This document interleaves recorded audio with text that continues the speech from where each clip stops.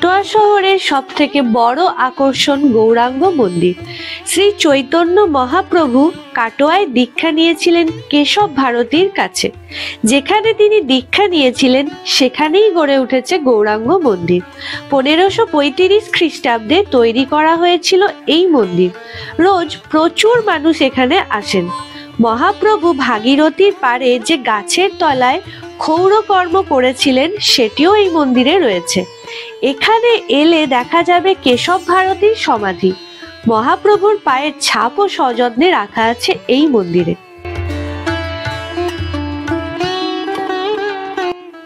আজ গৌরাঙ্গ মন্দিরে নবান্ন উপলক্ষে প্রসাদ বিতরণ করা হলো।